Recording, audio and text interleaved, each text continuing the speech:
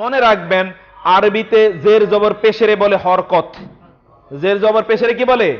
হরকত। কিন্তু শব্দের শেষে যেই জের জবর পেশ হয় ওটাকে বলে এরাব। পার্থক্য ক্লিয়ার করতে পেরেছি আমি? শব্দের শেষে জের জবর পেশ যেটা হয় এটাকে বলে এরাব, আর শব্দের যেইখানে ইচ্ছা সেখানে যে জের জবর পেশ ব্যবহৃত ওইটাকে বলে হরকত। জের জবর পেশকে কি বলে? হরকত বলে। কিন্তু শব্দের শেষে যেটা ব্যবহৃত হয় ওটাকে কি বলে? এরাব বলে। শব্দের শেষে যেটাকে ব্যবহৃত হয় সেটাকে কি বলে? এরাব বলে। এরাব এবং হরকতের মধ্যে পার্থক্য কি বলেন তো? এক্স্যাক্টলি, শব্দের শেষে আপনি লাস্ট ম্যান। এরাব এবং হরকতের মধ্যে পার্থক্য কি?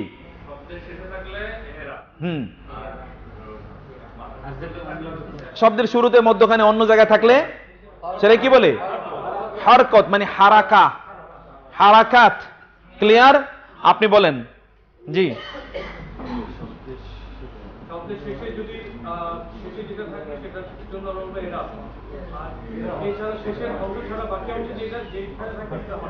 আচ্ছা, এবার আমাকে বলেন তো, এই যে এই শব্দটা এই যে খেয়াল করবেন, রব্বিন নাসি, এই যে বি রব্বিন, এই যে রায়ের উপরে জবর, এটাকে কি বলে? হরকত না এরাব?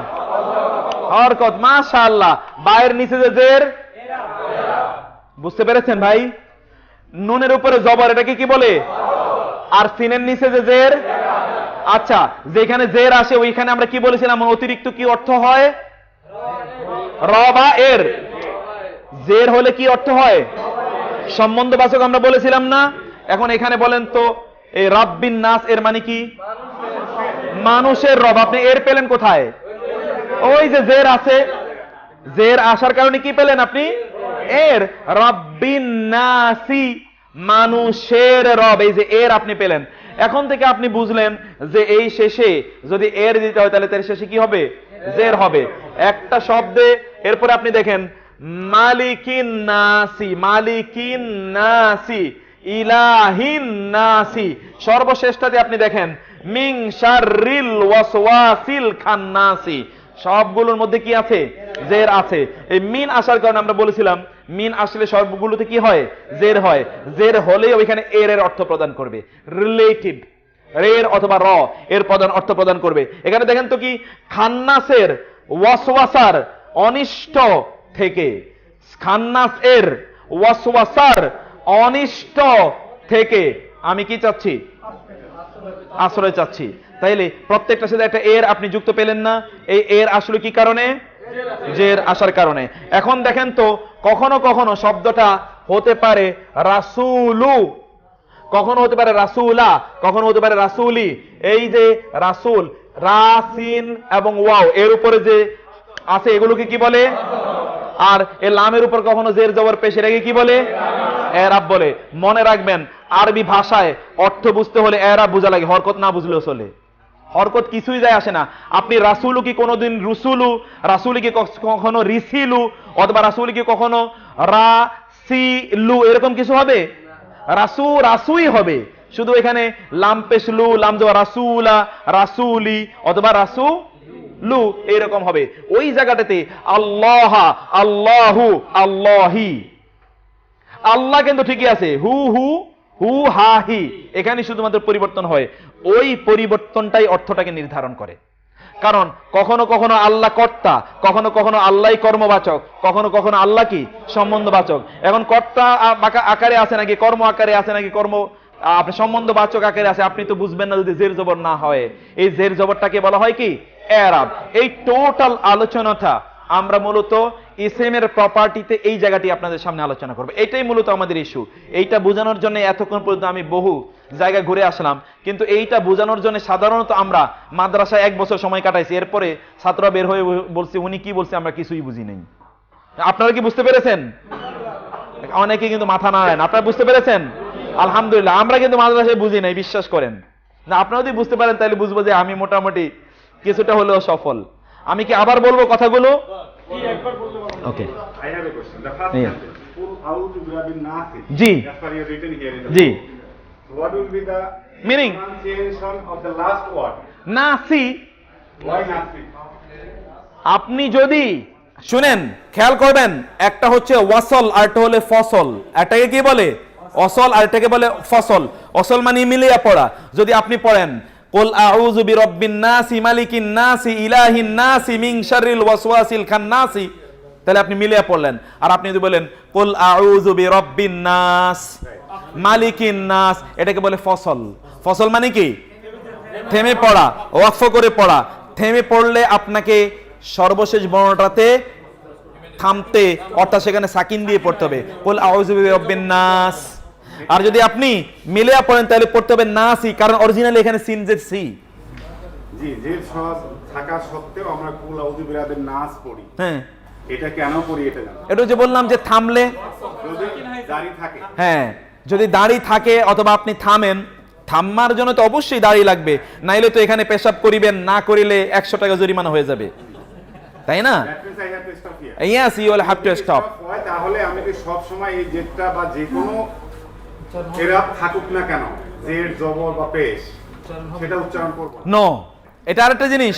সেখানে হলো জের এবং পেশ থাকলে কি হবে, জের এবং পেশের জন্য, জের এবং পেশের ক্ষেত্রে আমরা সাকিন করব, কিন্তু যদি দুই জবর থাকে তাহলে কি করতে হবে, এক জবর পড়তে হবে।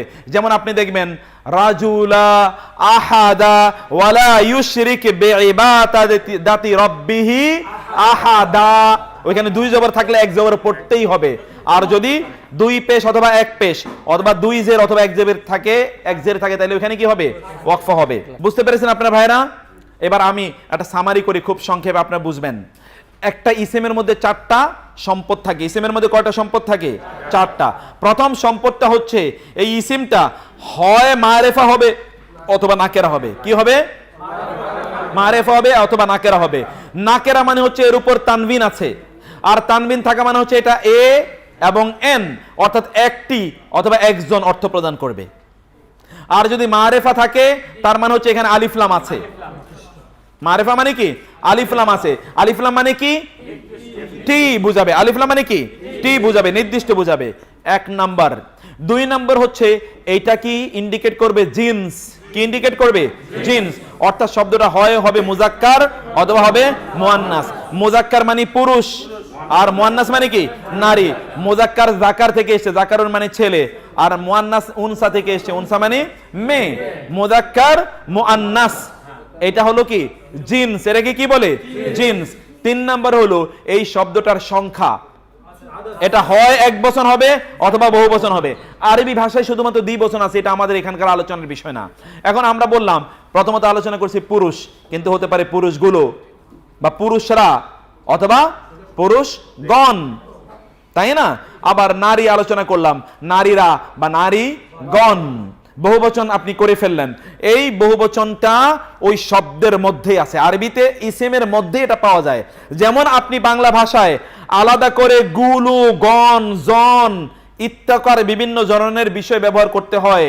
আরবিতে এস বা ইএস ব্যবহার করতে হয়। ইংরেজিতে, আরবিতে এরকম কোনো কিছু করা লাগে না। শব্দের মধ্যেই কি একটা পরিবর্তন ঘটে, ওই পরিবর্তনের মাধ্যমেই এটা বোঝা যায় যে শব্দটা কি এক বচন না বহু বচন, এক বচন না বহু বচন। এই শব্দটার সংখ্যা, যেটাকে আমরা বলি কি আদদ, অর্থাৎ আদদ এই শব্দের মধ্যেই, এই নাউনের মধ্যে আদদ বোঝা যায়। আর 4 নম্বর হলো এই শব্দটি এর কি, শব্দটির এরাব। শব্দটির কি এরাব, অর্থাৎ কারক। আমরা বাংলাতে যেটা পড়ে এসেছি কারক অথবা বিভক্তি, এই শব্দের মধ্যে কারক অথবা বিভক্তি আছে। বাংলা ভাষায় আপনাকে নতুন জিনিস ব্যবহার করতে হয়, কে, হিসাবে, দ্বারা, এ, র। কিন্তু আরবিতে, ইংরেজিতে এরকম ব্যবহার করা লাগে, আরবিতে কোনো কিছু ব্যবহার করা লাগে না, শব্দের মধ্যেই বোঝা যায়। সেটা হচ্ছে শব্দটি যদি কর্তৃবাচক হয় তাহলে পেশ হবে। কোথায় পেশ হবে? শব্দের শেষে নাকি শুরুতে? শুরু মধ্যখানে যেগুলো আছে এগুলোকে কি বলে? আর শেষেরটাকে কি বলে? এরাব বলে। তার শেষে কি থাকবে? পেশ থাকবে যখন কর্তৃবাচক হয়। আর যখন কর্মবাচক হয় তখন কি হবে? আর যখন সম্বন্ধবাচক হয় জের হবে। সম্বন্ধবাচকের অর্থ কি? এর। সম্বন্ধবাচকের অর্থ কি? র বা এর। আর কর্মবাচকের অর্থ হলো কে অথবা হিসাবে, কে অথবা হিসেবে অথবা স্বরূপ, কে হিসাবে স্বরূপ, কে হিসাবে স্বরূপ, যেমন আল্লাহকে অথবা মুহাম্মদকে রাসূল হিসাবে, এই যে হিসাবে রাসূলা মানে রাসূল হিসাবে, রাসূলান জবর মানে কি রাসূল হিসাবে। বুঝতে পেরেছেন? আমরা এবার সামনে আগাই, এক্সাম্পলের দিকে আসেন। এক্সাম্পল আমাদের জন্য সব কিছু সহজ করে দেবে। আপনি প্রথমত দেখেন, এখানে আমরা বলেছি ইহদিনা, ইহদি মানে কি দেখান, না মানে কি আমাদের কি দেখান, আমাদেরকে আমাদেরকে কি দেখাবেন, কিসের হেদায়েত দেখাবেন? সিরাত, কিসের পথ দেখাবেন? আমাদেরকে কিসের হেদায়েত দেবেন? সিরাতের। সিরাতটা এখানে কি কর্তা না কর্ম? বলেন না। আমাদেরকে পথ আমাদেরকে দেখান, দেখান, দেখান হচ্ছে কি ভার্ব, দেখান কি কে দেখাবে? তাহলে কর্তা আছে কিনা? কর্তাও আছে, কর্ম আছে, কিন্তু কর্মবাচক নাই। মানে কর্তাও আছে, ক্রিয়াও আছে, সরি কর্তাও আছে, ক্রিয়াও আছে, কিন্তু কর্মবাচক নাই। কর্মবাচক কি? সিরাত। এখন সিরাতের উপর কি হবে? আপনারা বুঝেন নাই কেন? এতক্ষণ আমরা বললাম কর্মবাচক মানে কি হওয়া? জবর হওয়া। ন সম্বন্ধবাচক মানে হলো জের হওয়া। সম্বন্ধবাচক মানে কি? যেখানে এর আসবে, যেখানে এর আসবে। কর্মবাচক মানে কি হওয়া? শব্দের উপর জবর হওয়া। এখন ইহদিনা এরপরে কি হবে? as-sirata, obviously as-sirata হবে। obviously কি হবে? as-sirata। as-sirata আমাদেরকে পথ দেখান। আমাদেরকে কেমন পথ দেখাবেন? আমাদেরকে কেমন পথ দেখাবেন? মুস্তাকিম, সরল পথ। অতএব ওই সরলটা কি পথের ব্যাপারে একটা একটা গুণ বর্ণনা করা হচ্ছে না?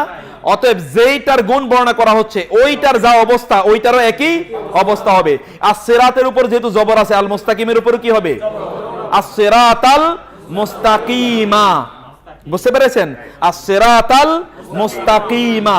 অন্য জায়গায় দেখবেন সিরাতাম মুস্তাকিমা, অথবা আছে সিরাতিম মুস্তাকিমিন, সিরাতিম তাজের তি, মুস্তাকিমিন মিমজের মি। অর্থাৎ সিরাত যেরকম থাকবে তার কোয়ালিফায়ারটাও কি একই রকম, তার কোয়ালিটিটাও একই রকম, অর্থাৎ তার যে অ্যাডজেক্টিভ। এক্স্যাক্টলি এই বিষয়টা আমরা আজকে আলোচনা করব, কিন্তু আপনাদেরকে অগ্রিম বলে রাখলাম। 2 নম্বরে আপনারা দেখেন তো সিরাতাল লাযিনা আনআমতা। সিরাত, এখানে ত মানে কি? আবারও আমরা বলেছি এটা কি বাচক আছে? কর্মবাচক আছে। কি বাচক আছে? কর্মবাচক। অর্থাৎ পথ দেখান। পথ কাদের? যাদের উপর আপনি নেয়ামত প্রদান করলেন। আপনি দেখলেন যে এখানে প্রথমত আমরা যে শব্দটি দেখলাম, প্রথমত এই সিরাত, এই সিরাতটা কি বলেন তো? আমরা কিন্তু আপনাদেরকে 4টা প্রপার্টির কথা বলেছি। কয়টা প্রপার্টি? 4টা। প্রথম প্রপার্টি কি ছিল? নাকেরা মারেফা। এই 2টা সিরাতের মধ্যে পার্থক্য কি বলেন তো? একটা কোনটা? এক্স্যাক্টলি। কেন বুঝতে পারেন নাই? হ্যাঁ, আপনি একেবারে পিছন থেকে উঠেন তো। প্রথম 2টা সিরাতের মধ্যে কি পার্থক্য বলেন তো? এই যে 2টা আয়াত, প্রথমে সিরাতাল লাযিনা, প্রথমত হচ্ছে ইহদিনাস সিরাতাল মুস্তাকিম, 2 নম্বর হচ্ছে সিরাতাল লাযিনা আনআমতা আলাইহিম। এই 2টার মধ্যে পার্থক্য কি বলেন তো? ইহদিনাস সিরাতা, ওই যে প্রথম সিরাত আর দ্বিতীয় সিরাতের মধ্যে পার্থক্য কি? এই তো আমি তো সেটাই জানতে চাচ্ছি। হ্যাঁ, আর আছে আল নাই, আর আছে আল নাই। যেটাতে আল আছে সেটাকে কি বলে? যেটাতে আল নাই নাকেরা। আমি প্রথম এক্সাম্পলটা কি আপনাদেরকে বোঝাতে পারলাম? আপনারা কি তাইলে শব্দটা মারেফা এবং নাকারা বুঝতে পেরেছেন? মারেফা দিয়ে কি বোঝানো হয়? নির্ধারিত। মারেফা কি? নির্ধারিত। নাকেরা খেয়াল রাখবেন, যদি ভুল হয়ে যায় তাহলে নাকেরা মুনকার, যেই ফেরেশতারে আমরা কোনোদিন দেখি নাই। এই রকম চেহারার ফেরেশতা হতে পারে এটা আমরা ভাবতেও পারি নাই। ইনডেফিনিট। ক্লিয়ার? প্রথম সিরাতটা কি? প্রথম সিরাতটা কি? মারেফা। দ্বিতীয়টা কি? নাকেরা। প্রথম সিরাতটা মারেফা, দ্বিতীয়টা নাকেরা। আল্লাহ আমাদেরকে নির্ধারিত সুনির্দিষ্ট পথ দেখান। এলোমেলো কোনো পথ না, এই পথ এইদিকে নিয়ে যাবে, ওই পথ ওইদিকে না। আমাদেরকে সুনির্দিষ্ট পথ আপনি দেখান। মারেফাত, একেবারে নির্দিষ্ট করে আমাদেরকে নির্দিষ্ট পথটি আপনি দেখান। 2 নম্বরে আপনারা এই খেয়াল রাখবেন, 2 নম্বরের শব্দটা দেখেন তো, 2টা আয়াত। ওয়া লা আবদুম মুমিনুন খায়রুম মিম মুশরিকিন। কোরআনের বিখ্যাত একটা আয়াত। তোমরা পুরুষ যখন বিয়ে করবে, বিয়ে করার ক্ষেত্রে আপনারা কাকে প্রাধান্য দেবেন সেই বিষয়টা আলোচনা করা হয়েছে। প্রথমত দেখেন তো, ওয়া মানে কি এবং লা মানে অবশ্যই, লা মানে কি অবশ্যই, লা মানে কি আব্দুন মানে কি বান্দা, আব্দুল্লাহ আনা আব্দুল্লাহ আল্লাহর বান্দা, মুহাম্মাদুন আবদুহু ওয়া রাসূলু, আব্দুন মানে কি বান্দা। তাইলে ওয়া বা গোলাম, আব্দুল মানে কি গোলাম বান্দা কৃতদাস, ওয়া এবং লা অবশ্যই, লা মানে কি আব্দুন বা কৃতদাস, বা আব্দুল মানে কি বান্দা শুধুমাত্র কার হয়, অতএব আল্লাহ ছাড়া তো আর বান্দা বলা যায় না। মূলত শব্দের অর্থ হচ্ছে কৃতদাস বা দাস, স্লেভ, সার্ভেন্ট। আব্দুন কেমন কৃতদাস, মুমিনুন। আব্দুনের মধ্যে কয়টা পেশ আছে? এখন আব্দুনের কোয়ালিটি বর্ণনা করা হচ্ছে না পরেরটাতে, কেমন আব্দুন, তাহলে মুমিনের উপর কি হবে? আব্দুনের উপর দুই পেশ হলে মুমিনের উপরও কি? আব্দুনের উপর এক জবর হলে দুই মুমিনের উপর কি হতো? এক জবরই হতো। বুঝতে পেরেছেন বিষয়টা? লা আবদুন অবশ্যই একজন কৃতদাস, কেমন কৃতদাস?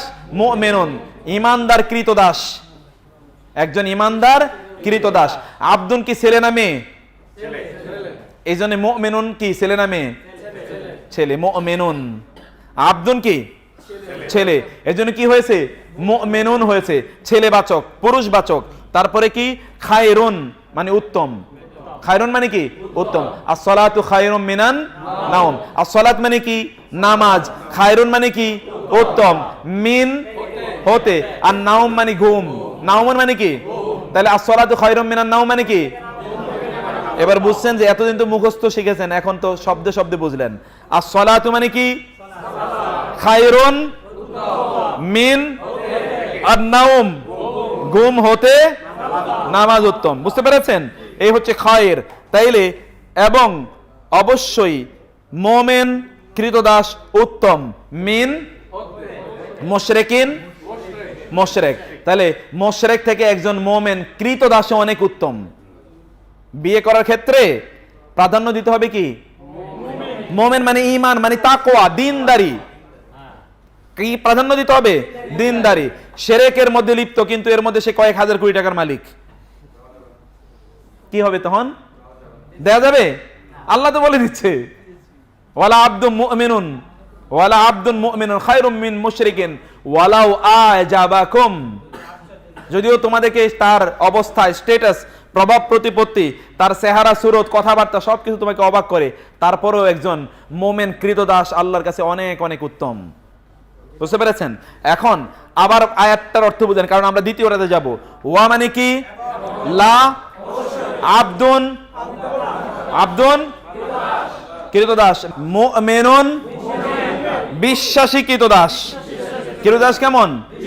খায়রুন মিন মুশরিকিন। এখানে আমরা কি দেখলাম? আমরা দেখলাম মুশরিক শব্দটা কি? মুশরিক শব্দটা কি মুযাক্কার না মুআন্নাস? মুযাক্কার, পুরুষবাচক। আব্দুল শব্দটা কি মুযাক্কার না মুআন্নাস? পুরুষবাচক। মুমিন শব্দটি মুযাক্কার না মুআন্নাস? মুযাক্কার। তিনটা শব্দ এখানে আপনারা কি দেখলেন? মুযাক্কার, পুরুষবাচক দেখলেন, তিনটা শব্দই। এর বিপরীতে আসেন তো। ওয়া মানে কি? লা মানে? আমাতুন মানে হচ্ছে কৃতদাসী, আব্দুল মানে কি কৃতদাস, আর আমাতুন মানে কি? অনেকের নাম আছেন আমাতুল্লাহ, আমাতুন শুনেন নাই কারো নাম? আমাতুন মানে কি? কৃতদাসী। আব্দুল মানে কৃতদাস, আমাতুন মানে কৃতদাসী। আব্দুল্লাহ এর বিপরীতে আমাতুল্লাহ। আব্দুল্লাহ মানে হচ্ছে আল্লাহর ছেলে কৃতদাস, আর আমাতুল্লাহ মানে কি? আল্লাহর মেয়ে, মানে কৃতদাসী, কৃতদাস এবং কৃতদাসী। বুঝতে পেরেছেন? হ্যাঁ, যুগ, হ্যাঁ মুআন্নাস। তাহলে